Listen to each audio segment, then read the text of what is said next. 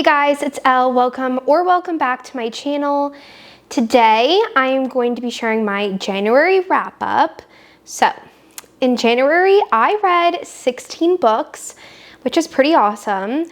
In 2024 I averaged between 12 and 15 a month.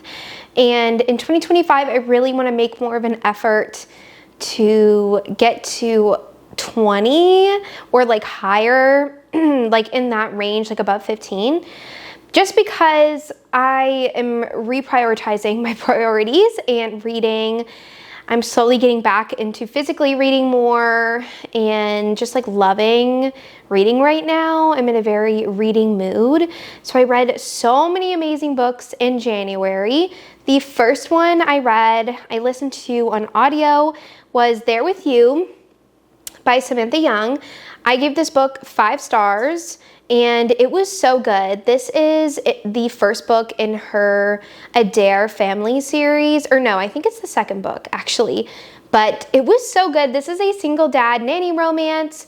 The heroine, she is sisters with the heroine from the first book, and she's coming to Scotland to visit her sister, and they're pretty estranged because of things from her past and just her not being a great sister, the heroine.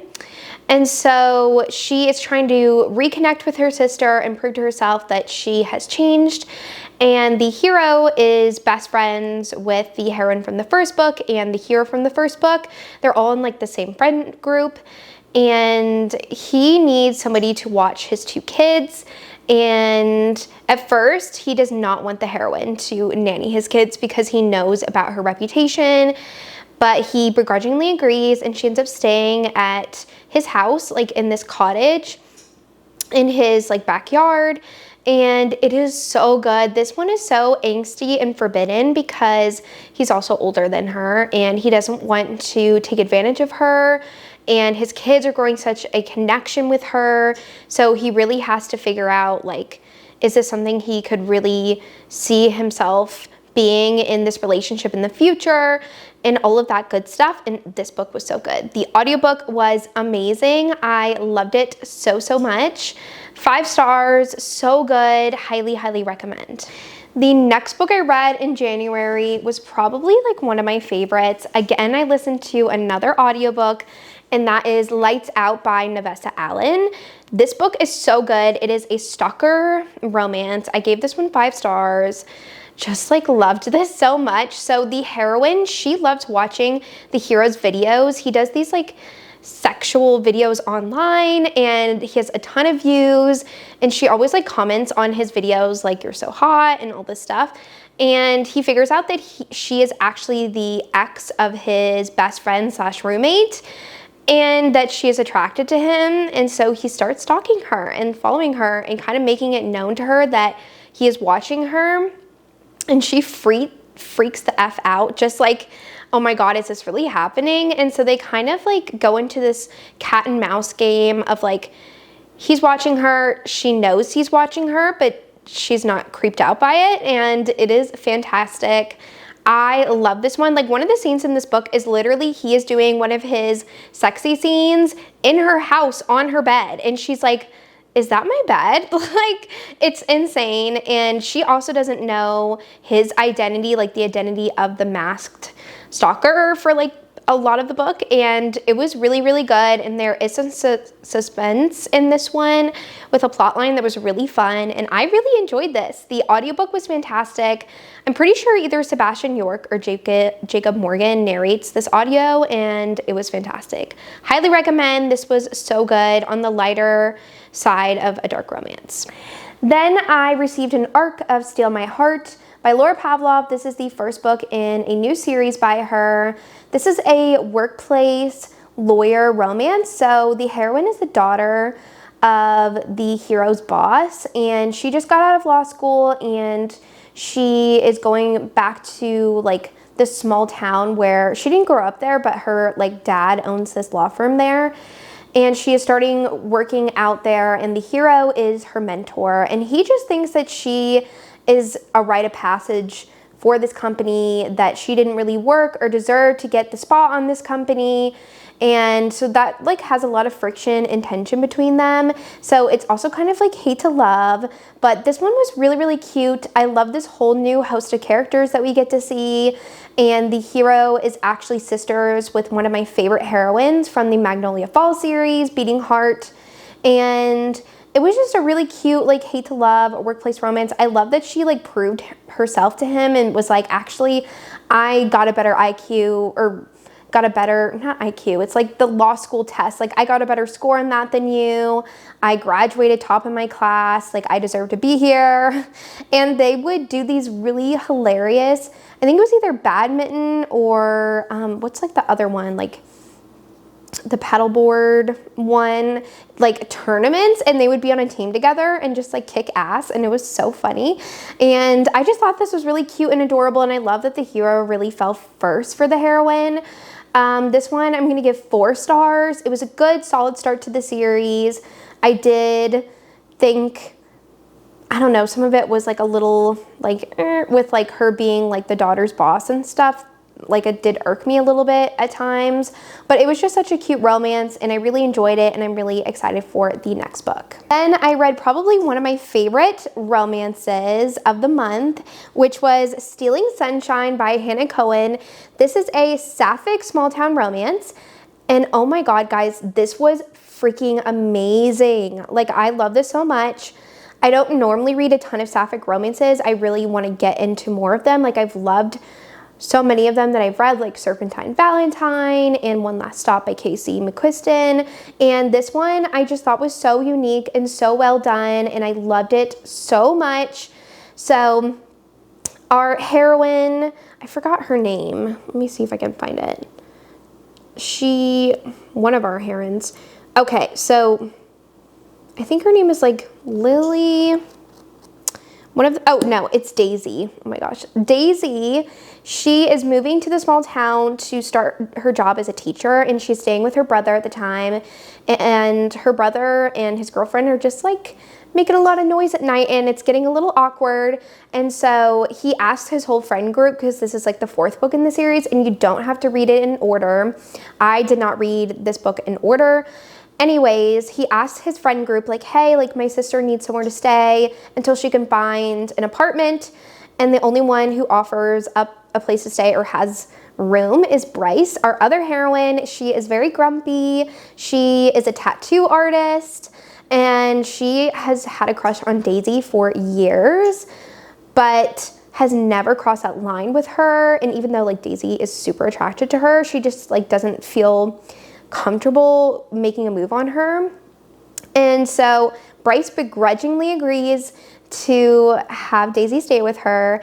And so we have the roommates forced proximity element, but then also Bryce's parents will not get off her back about dating, especially guys. And to prove a point, she decides to go into a fake relationship with Daisy, our heroine. And it is so good. It's like Grumpy Sunshine vibes, forced proximity vibes, so much mutual pining, very angsty. This one is amazing. 5 stars.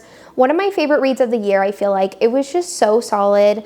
I just love seeing like Bryce's growth and becoming comfortable in public with her sexuality, because her parents really try to force like her to date guys, and just really forcing her to be bisexual, but she's just trying to figure out her life and her sexuality. And I just really loved seeing that growth in her character. And just like Daisy is so patient and amazing with her.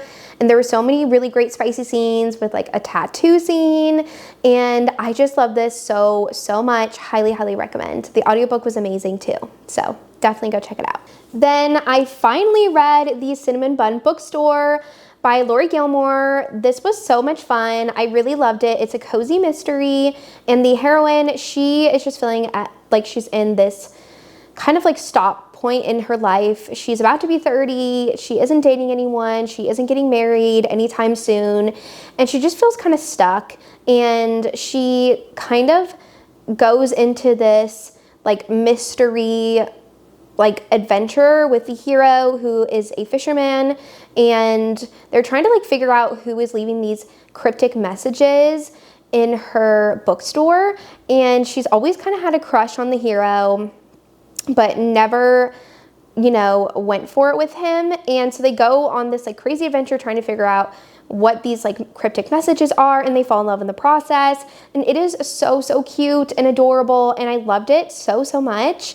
I love like the cozy aspect of it. The suspense wasn't really like a huge part of the story. It was more of them hanging out together and like figuring out, like hanging out together under the guise of trying to figure out these messages, but really just like having these fun dates. And it was so cute. I actually really love this. I gave it 5 stars, and I'm really excited to continue on with the rest of the series. Then I read my Nora Roberts book of the month, which was Undercurrents. This one was so interesting and a really, really good, solid book by her. So it starts off with our hero and in his childhood, and he lives in this perfect, like picture perfect family. His dad's a doctor, his mom is like a socialite in the small town, but secretly both him and his sister are going through a lot of abuse, physical and emotional abuse at home. And so it kind of comes to a breaking point. We have this part in the past during the prologue, and it comes to a breaking point, and they both get out of that horrible situation. Now it is years later, and he is coming back to the small town to settle down there, and he's a lawyer. He's figured out his life, and that's when he meets the heroine, who is a landscaper working on his aunt's property. And it is so good. They really connect over their shared trauma of their past, and then we have the suspense element with his past of abuse and what happened with that, but also suspense with her past. And this is just so wholesome and just really sheds a light on domestic abuse and how to heal from that, and to just really lean on the people around you. And I just felt like it was done in such a beautiful way. And I love that this was set in a really cute coastal town in North Carolina. And I just really loved all of the aspects of this romance. It was just really solid and really good, and I really enjoyed it, so I gave it 5 stars. Then I was at a point in the month where I just needed to do my yearly reread of Wild by Kay Webster. I almost called her KK Allen, but this book is insane. Ever since I read it, I read it at least once a year afterwards. Like, I always reread it in January for some reason. But this is a crazy, forbidden, taboo romance of basically this girl falling in love with her presumed to be dad. And it's very, very taboo. It is a banned book. There are reasons why, like, it's okay. It's major spoilers. I'm not gonna. But it is a very forbidden romance. But I don't know why I always come back to this book and reread it, just because it's so taboo and just so out there. And I don't know, like, it's weirdly good. So this was a reread. I read it on my Kindle, 5 stars. Love this book, even though it is so messed up. But check it out if you want to. I think you can still buy it on her website, but you cannot buy it anywhere on Amazon or anything like that. Then I was in a really huge Dramoni fanfic mood, so I decided to try the auction, and I ended up DNFing it. I just did not love it. Okay, and I've been like waiting until January, this wrap up, to talk about this book, because my problem with this book is just that I felt like the characters did not fit Draco and Hermione. Like, Draco was way too like toned down, I felt like, and it didn't feel like Draco to me. And I just felt like Hermione was just very like soft and not very headstrong. Like, I feel like I would have liked this romance if it wasn't a Dramoni fanfic, and that's why I'm excited for the auction, which this is by Julie Soto, and it is going to be released later this year, and I think I'm going to really love the auction. I mean, is it the auction? Or no, it's Chains and Roses. Sorry, but it just didn't feel like a Dramoni fanfic. Like, the first like third of it was really good, and then it just started teetering off where I just didn't feel that rivalry between them. I didn't feel the angst between them. It just felt way too soft to me. It did not live up to Manacled or Secrets and Masks, in my opinion. So I DNF'd it. And this one is basically where Hermione and a bunch of other female wizards are getting auctioned off. This is after the war with Voldemort. Harry Potter is dead, and they're all basically getting like sold off, kind of like The Handmaid's Tale a little bit, to these high lords, and she gets auctioned off to Draco, and that's where the story kind of goes. But I'm excited for the Trad published version of this, but I just did not love it. Then I decided I wanted to finish the Gold Rush Ranch series, and I read Off to the Races. I almost said Off to the Start, which is not correct. I ended up giving this book 4 stars. It was her first release ever, and it was really good. I enjoyed it. It is a hate to love romance between our hero and heroine, and our hero, he owns basically the whole like Gold Rush Ranch. He is like the oldest sibling, so he has basically kind of taken over operations of the ranch. And the heroine, she's coming onto the ranch as a new equine trainer for their horse racers, and they definitely do not get off on the right start. He thinks that she is being sent as like a woman to please him or something like that, and she is just super offended, and they end up having to work together on this horse who's going to be racing in like the Kentucky Derby and all of these major horse races, and they just butt heads at every turn, but they kind of give in to each other's attraction, and it was really solid. I did get really annoyed with the hero towards the end, just how annoying he was being, just like very self-deprecating and like not really listening to what the heroine was wanting and saying, and that did annoy me, so that's why it is a 4 star.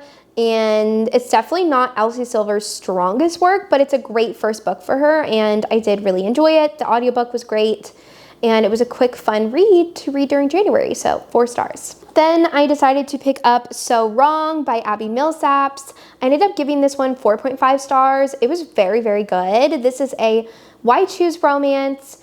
And the heroine, it kind of like floats between the past and the present, and it is set during college, where in the past she meets one of the heroes and they are in a relationship, but I think he is like her stepbrother, and they ended up breaking up, and now it is years later and she's always around him again.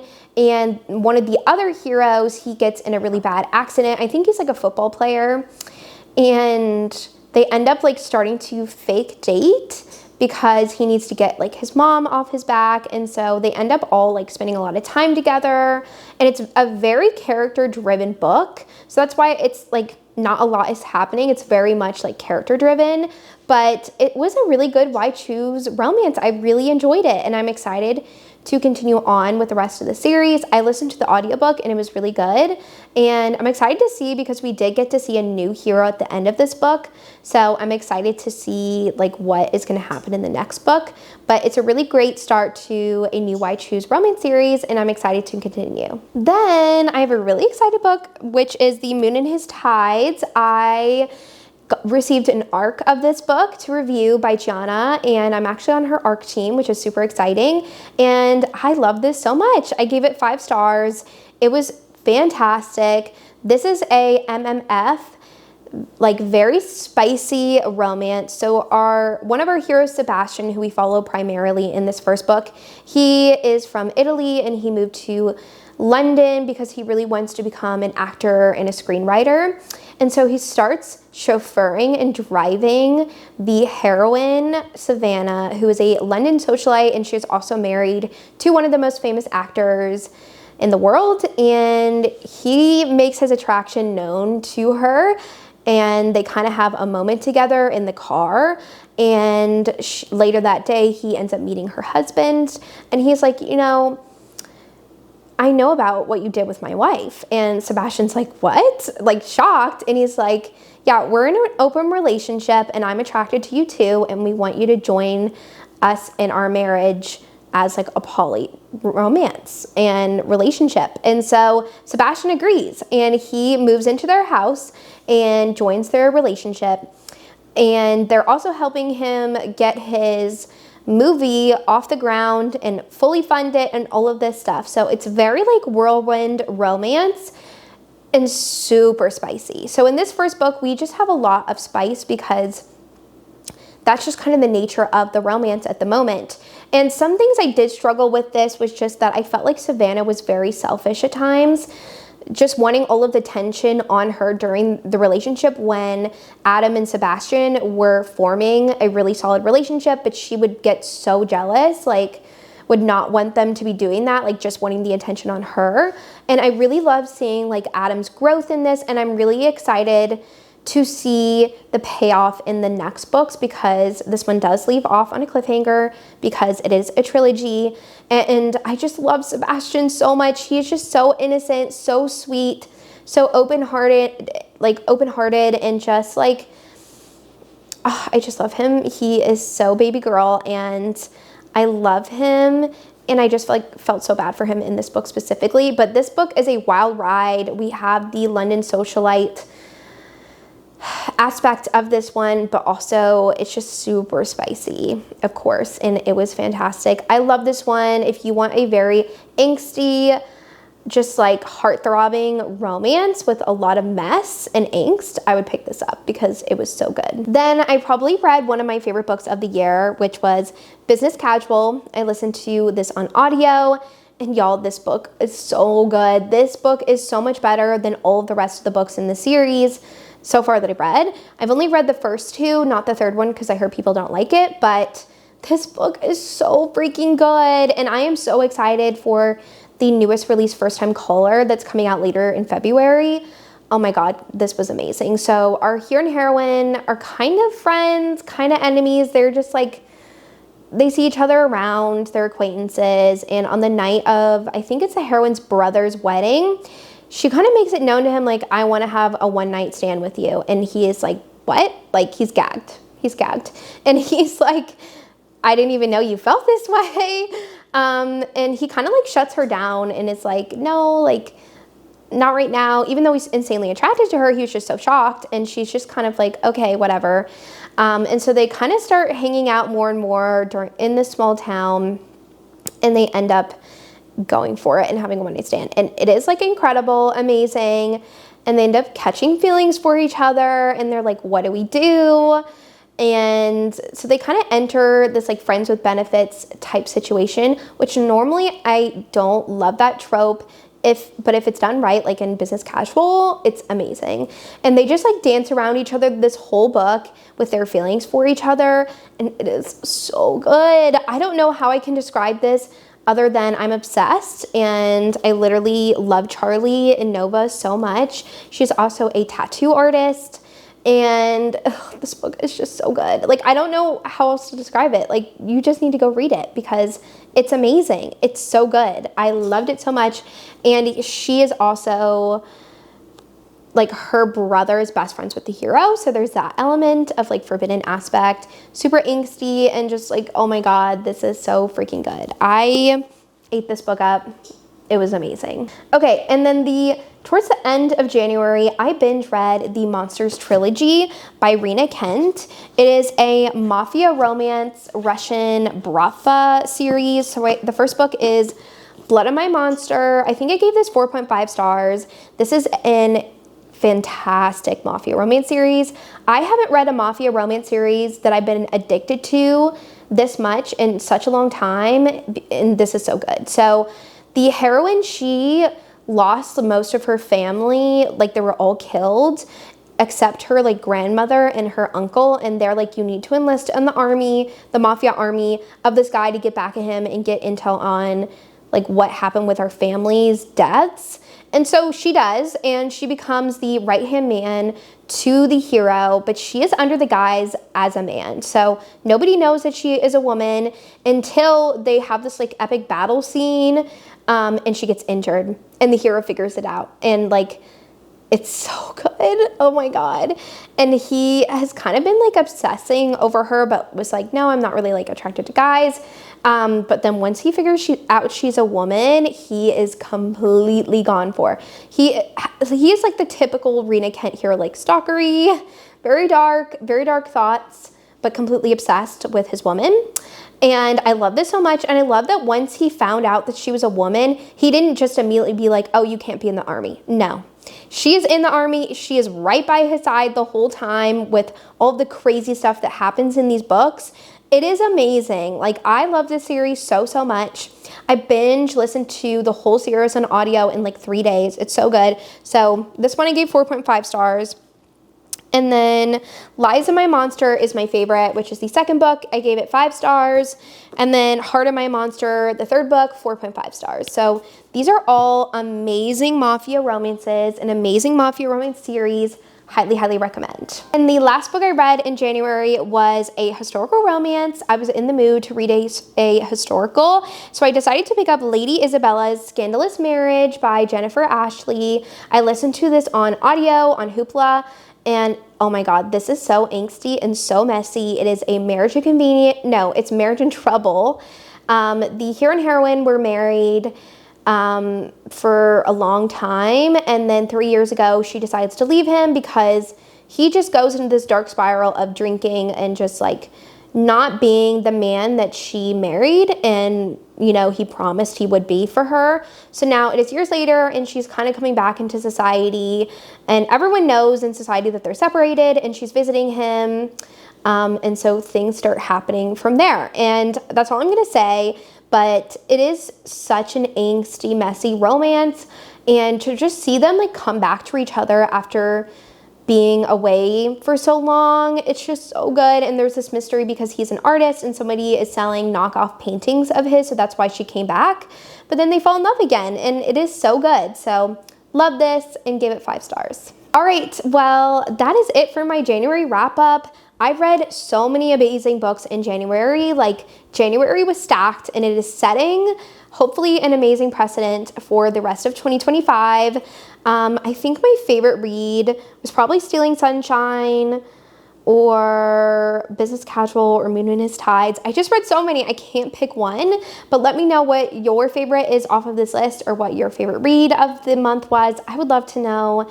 And I want to thank you so much for watching, and I will see you guys in my next one. Bye.